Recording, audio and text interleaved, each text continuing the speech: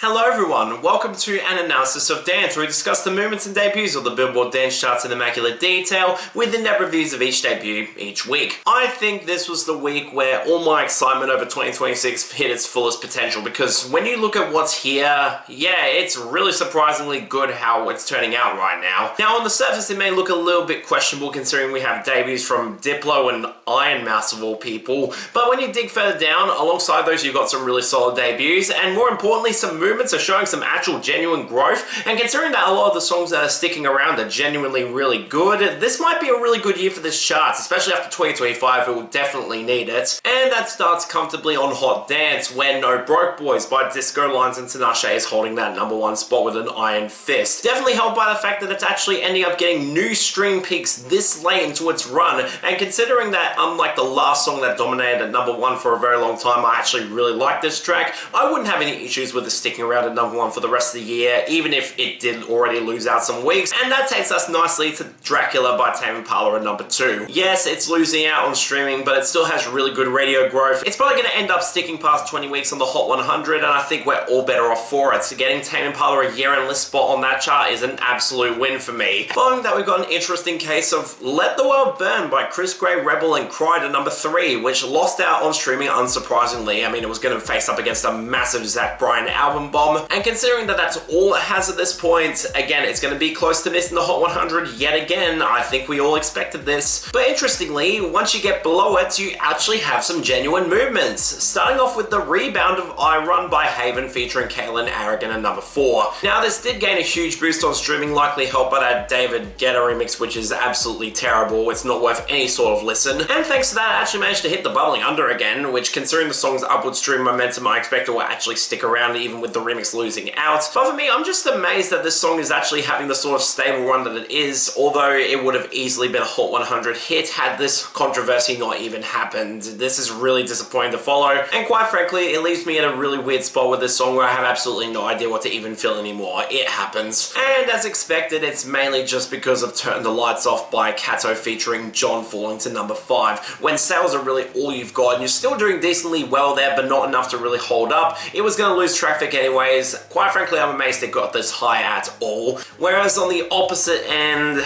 well, we had No Better Down by Zakai and Slaughter at #6. Again, this isn't surprising considering weak competition right now and streaming is really boosted on this one. And considering that the YouTube rules will come into effect next week, and I'm considering that this will actually stick around regardless, it's going to be interesting and ultimately kind of depressing. I really hope the other Brazilian folk songs take some big hits next week. And like I said, it was up against weak competition. For example, Victory Lap by Fred Against Skepta and Plaque Boy Max at #7, really relying on streaming, and it's been sticking around way too long for its own good. Quite frankly, I'm not really that annoyed about it leaving. It's a great track, but it's had a really good run already. But my god, at this point, can we just release something that will knock down All the Things She Said by Harrison to #8, that utterly misguided remix from 2022 that for some reason is still sticking around. Yes, Heated Rivalry was going to give some songs some boost, we'll get some more of that later on, but the fact that this horribly misguided and awfully produced cover is still here is a really goddamn disappointing sign. Thank god right beneath it we saw the massive rebound of a song that got a huge ton of streaming momentum behind it and was expectedly going to rebound big. I Think I'm Addicted by Oscar Medkay and Haley Joel at #9. It's just surging across the board and it even has a bit of dance radio behind it, which gives me the impression that this might end up actually sticking around and becoming an even bigger hit than Make Me Feel. And considering that Make Me Feel is off the charts this week, which we'll get to later on, I'm not remotely surprised by this, and I really hope it continues to go up. It is an excellent track. Oh, and Desire by Ian Asher and Ollie Alexander at #10. Really, I'm just glad that it seems like Ian Asher's momentum has dried up fast, considering that none of his other remixes have charted here, and it looks like the industry is treating him in the same way that they treated Cyril in giving him only a little bit of momentum after this and having songs stick around elsewhere. I can at least appreciate that I don't have to cover them. This guy sucks. And as I already discussed, once you exit the top 10, our fall-offs consist of Make Me Feel by Oscar Medkay, which was already going to leave anyways. It fall victim to 26 weeks, and really I'm just amazed it stuck around that long. And when it's taking out Jack's Toy by Jake Neutron featuring Michael Kovac and Amanda Hufford, as well as Feisty by Fred Again and Bia, the latter of which stuck around way longer than I think anyone expected. Yeah, I'm not exactly going to complain too much there. I don't dislike Feisty, and I think Jack's Toy is pretty damn awful, but really both of them leaving is probably a net positive overall. And hey, given that Upside Down by Black Griffin and Basic fell hard to 25, that's another song that I'm not complaining about leaving, especially with the artist in question. I think we're all better off moving on. But what makes me genuinely concerned is the massive jump for Gonzalo by Aris up to 11. Seriously, YouTube should be throwing this garbage out, and quite frankly, I'm amazed that it even has stream momentum behind it. Considering this guy is probably one of the worst mainstays in funk right now, can we please stop giving him hits? He's not good at all, and this song sucks. But thank God we at least end on a positive note before we get into our debuts, as we actually have a song that debuted here that I've already covered, and I'm quite frankly stunned that it actually managed to chart here. Think About Us by Surfed Era, DOD, and Poppy Bascom at 23. And this seems to be having a big sleeper run, just like how Some Days did last year, and considering that it's a considerably better track, I'm not about to complain about it finally hitting this chart, and considering that it's showing no signs of slowing down anytime soon and it's hitting the top 20 in the UK, we could end up with this being a hit here. That's a massive win, at least for me. But on the other end, you've got the other two debuts, beginning, unfortunately, with number 21, Cry For Me by Ironmouse Bubi. Like this is Castle's Queens. You'd be so lonely if there were not for me. I don't even really want to question why this is on Hot Dance to begin with. I mean, I get that Ironmouse is a VTuber and is leaning closer to the more futuristic digital side when it comes to production, with the producers that are actually credited on streaming platforms not even being credited by Billboard here. Why the hell is this on this chart and not dance pop? But okay, the novelty clearly worked here. People are really curious about Ironmouse, especially after 1-800 did the sort of sleeper run that I think nobody really expected at this point, and it clearly worked in this case, even with the confusion over this song's eventual removal falsely from stream platforms and then its reinstation where there's literally no consistent source as to what's actually getting pushed, especially when you have that live album that came out recently that has a version of this song that seems to be merged streams of the original, which makes no sense to me. And honestly, all things considered, I don't think this is as bad as I expected. I mean, the big setback as expected were the vocals here, where Bubi's cinematic spoken word delivery just sounds incredibly out of place. I get that he's meant to represent that boyfriend that Ironmouse is using for her vicious pleasures, and the fact that she makes him want to cry for her, and it does look a little bit questionable. If you flip the genders here, it would be considerably worse. But at least in this case, I can give her credit because Ironmouse behind the vocals actually sounds pretty decent here. She's got a cheerful and slightly manic delivery that actually fits well into this content, with a bit of a playful bend where you can tell that she's not taking this remotely seriously, and I think it really works wonders too. It actually sounds really nice. And to top it off, you actually have a really ridiculously solid groove here with a ton of decent atmosphere that goes for that much more futuristic sound that I think Ironmouse nails really well. And when you have that techno-leaning groove against the layering of those synths that make it sound massive and really fit into what the content's talking about, it honestly comes together quite well. But that being said, this is the definition of a novelty track that I really don't see having a ton of staying power once the virality dies off. And while it is decent, I don't really think it's the sort of thing I really want to come back to, given the sound and the fact that Bubi really drags this down for me. So yeah, not bad, but I don't really care enough to revisit it. Sorry. Number 16, Loitering by Diplo featuring Kodak Black.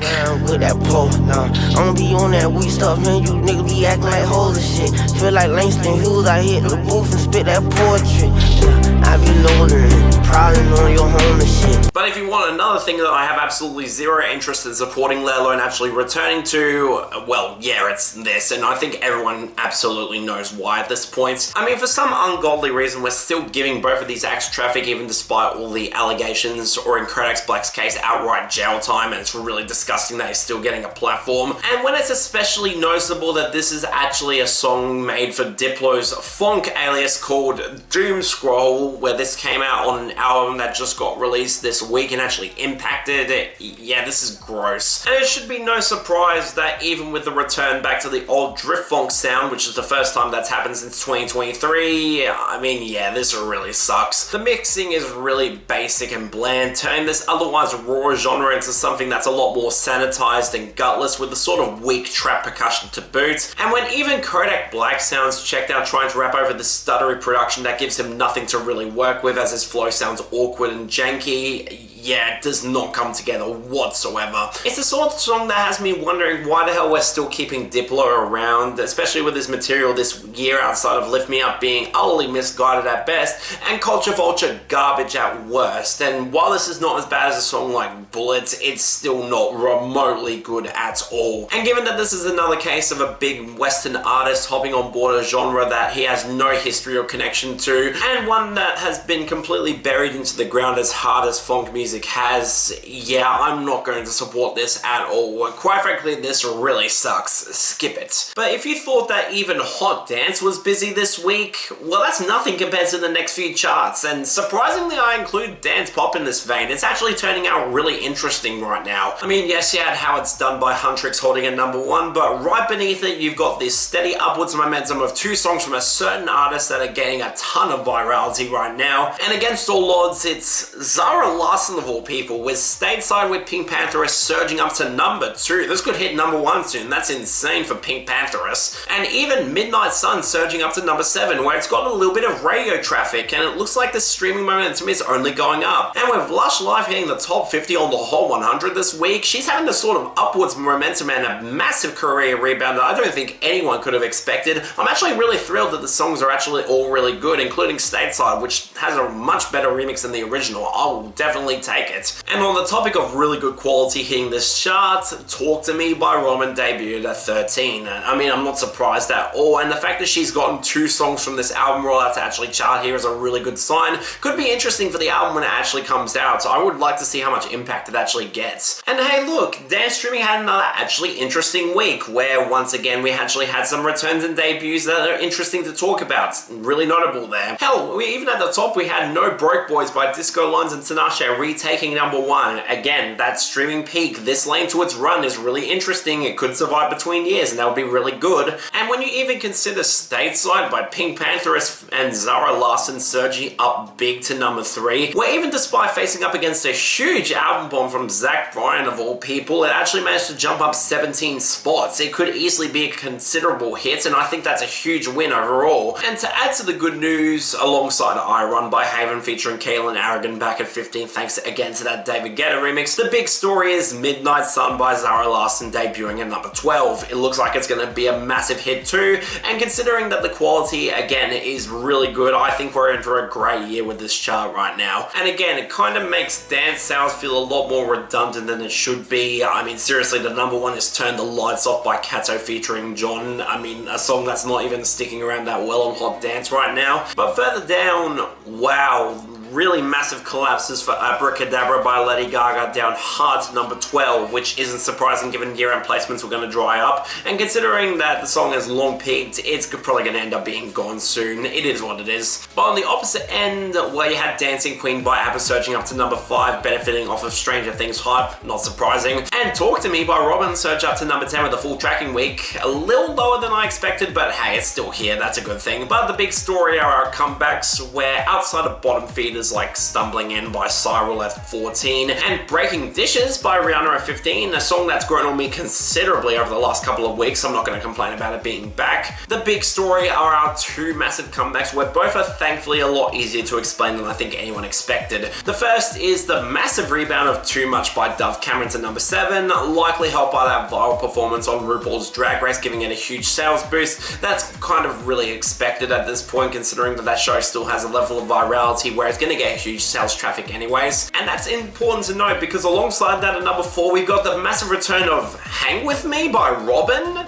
Yeah, seriously, this is actually a thing now, likely tied to its usage in the film People We Meet on Vacation, where it's gotten a level of virality that's not exactly all that surprising when you realize that it's based on a really popular book, even if the film adaptation has not been seeing great reviews and it's not the sort of thing that I really have any interest in viewing. I don't have that much spare time in my own time nowadays. But hey, if it's allowing one of Robyn's best singles to actually get a rebound, I'm not going to complain. This song is great and it's aged surprisingly well. I honestly might prefer it to Dancing on My Own at this point, and yeah, huge win for me. Not going to complain about this at all. But on the topic of things that are associated with media that I'm surprised actually have enough traffic to get here, #3, Rivalry by Peter Peter.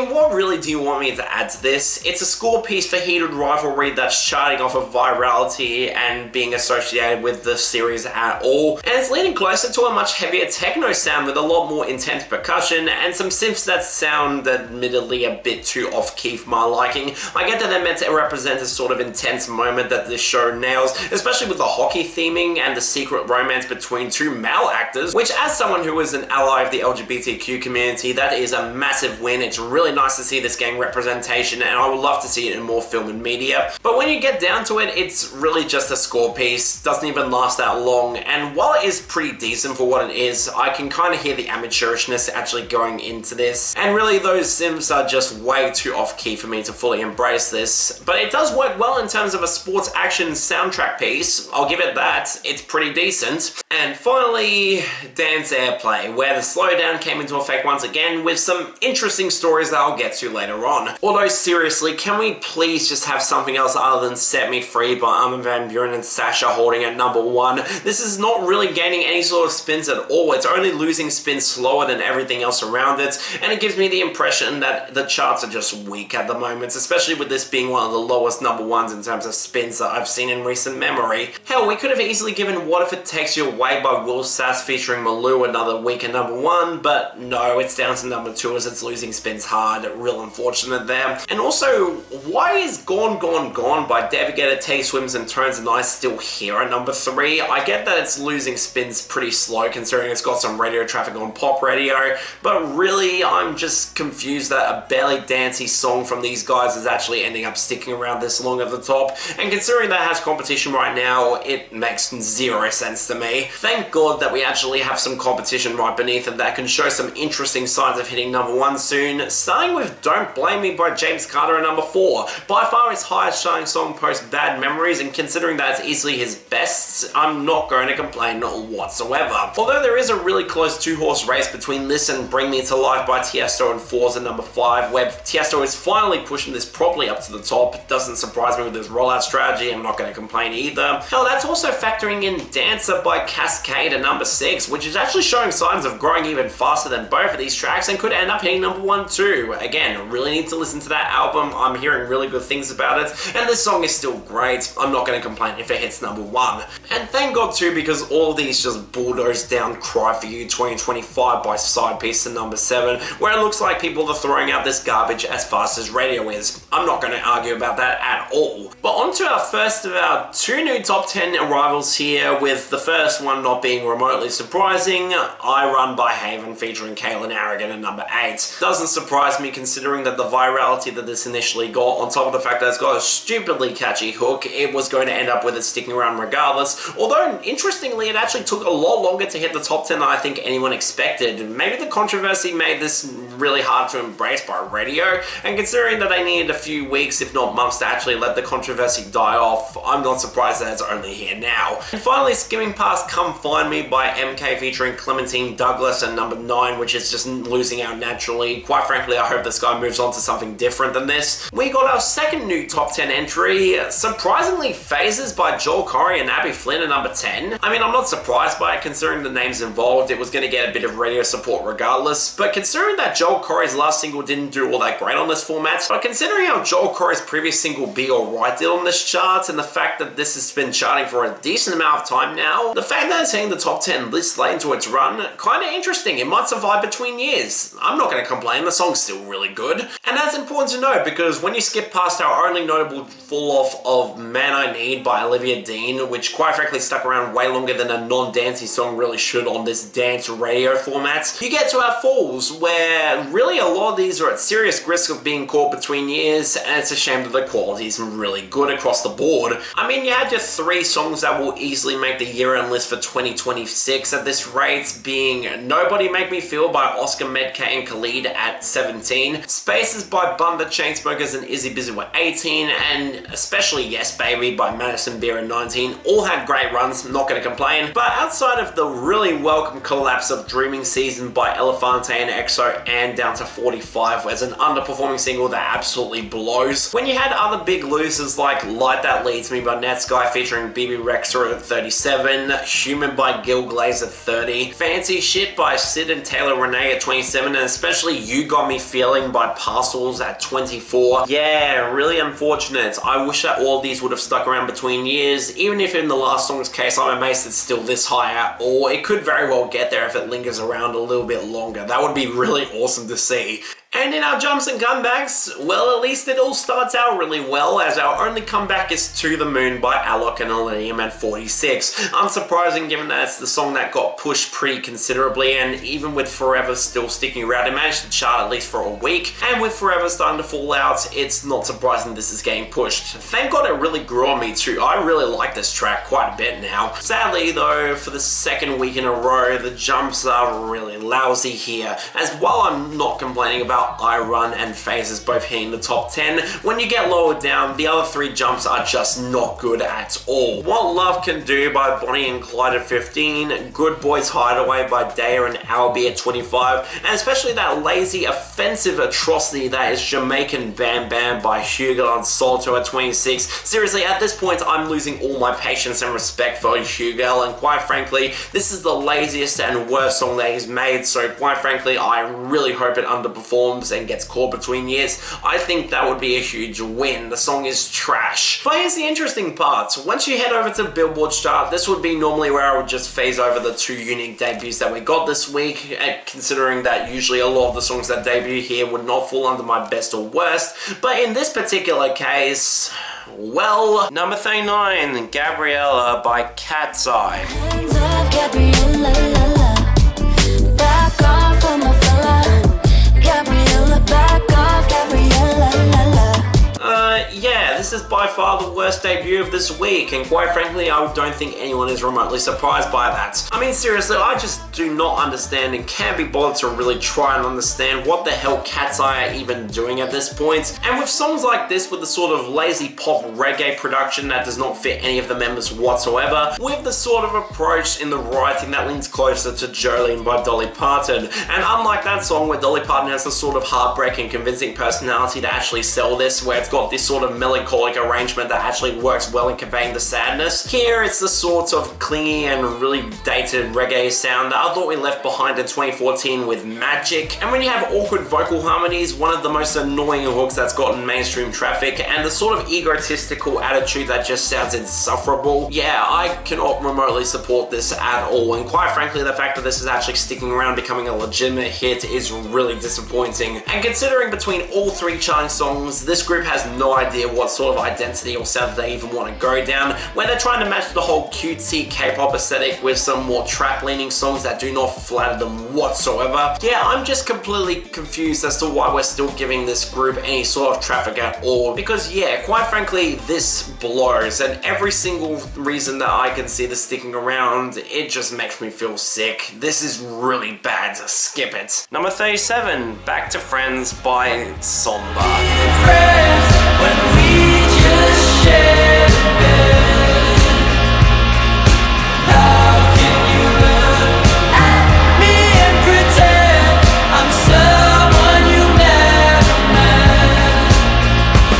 met? But on the other hand, yeah, this one, quite frankly, was not even particularly close. This is one of my favorite charting songs in recent memory, and quite frankly, I'm just amazed that it actually managed to cross over here at all. But before we actually get into the song, let's point out the pretty big, obvious elephant in the room here. Firstly, Sombr, stop being stupid in public. Quite frankly, you need a handler that can understand what you're even trying to do and keep you a lot more grounded, because quite frankly, between your cringy social media antics and the fact that you behave really bizarre around your fans at concerts, it's making you look really questionable at best, and quite frankly, you need to really get someone to keep you on the right track. This is not looking good. Although in this case, I'm at least willing to give him a little bit of grace, considering he's only 20, and quite frankly, blowing up at such a young age gives you a big ego that quite frankly is harder to control compared to someone who's a little bit older. And I sincerely hope that a lot of the behavior that he's been expressing has not been really all that intended as something that's harmful, because quite frankly, it could give him a really bad look down the track. And that's a shame too, because especially after hearing his album I Barely Know Her, this guy has got a ton of potential, not just as a songwriter and producer, but also a vocalist in his own right. But yeah, unsurprising to anyone, this is an easy lock for the best of the week. Quite frankly, I'm amazed that I'm even getting to talk about it, and it's absolutely excellent. The rich and really powerful guitar line that plays off the pianos incredibly well definitely helped with a sort of fuzzier atmosphere that allows this to be a lot more intense and grittier than I expected, especially if coming from a TikTok star. And when you have Sombr's vocal mixing matching that intense presence and really nailing the sort of production really well, quite frankly, I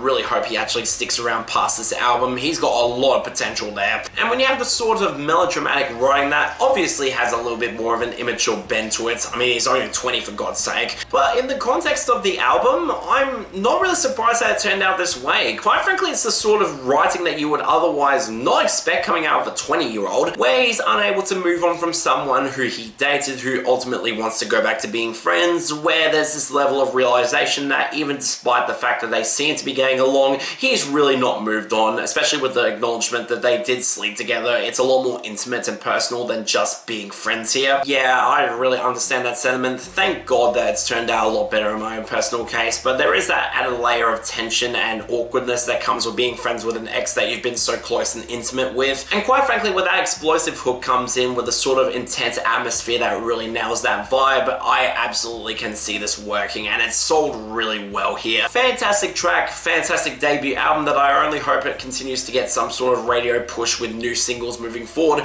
And considering how 12 to 12 is actually ending up getting a radio push right now, it might end up being a legitimate year-end hit for 2026. We're in for a really good year with this guy sticking around. Hopefully once the self-awareness and the fact that he desperately needs a handler comes into effect, we could see a new era and a new growth of personality for this guy, because while this is excellent, I am excited to see what goes forward for him. But yeah, this is fantastic, worth hearing. And finally, number 43, Are You by Katrina Woolverton and Ethan Caps.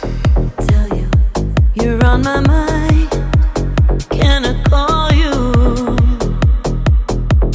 Oh, and there's also this debut on Mediabase that's considerably less notable, and quite frankly, I'm amazed that Dance Radio is still doing stuff like this after Turn the Night On. I mean, it's really clear that in some cases, they're just not considering audience at all, because when you get to this song, it doesn't even have a number counter on Spotify. This has under 1,000 streams, with both Ethan Caps and Katrina Woolverton having a combined listener count of around 800.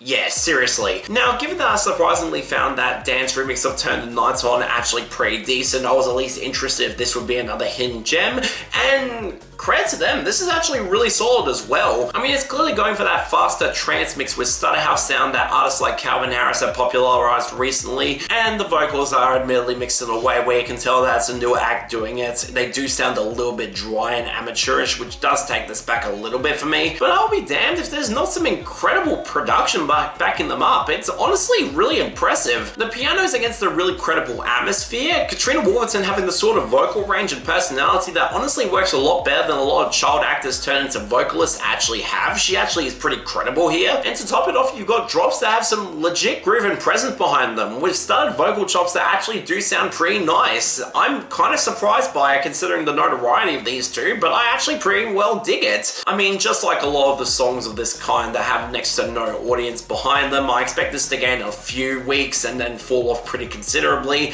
but the fact that this is actually getting pushed is kind of interesting to me. Might be a sign that Dance Radio is tapped in, at least in some cases. And you know what? Pretty solid song too. This is actually really good. I would not complain if this sticks around. And yeah, all things considered, this is actually a really damn solid week where, unsurprisingly, the best and the worst both go to those Billboard exclusives, with Back to Friends by Sombr as the best, and unsurprisingly, Gabriela by KATSEYE is easily the worst. Although there was some competition on both sides, that is at least interesting in this case. Next week, well, there is the potential of Millennium crossing over yet again with Davin and Bastille of all people, and Skrillex released an EP that did things for a day, although I don't really see it actually getting any charting traffic, and honestly, given the quality of it, I'm not going to complain. But yeah, hopefully it continues to go up in terms of quality, because right now we're in a really good spot with these charts. Could be interesting for the rest of the year moving forward. But yeah, that's all for this episode of an analysis of dance. See you next time.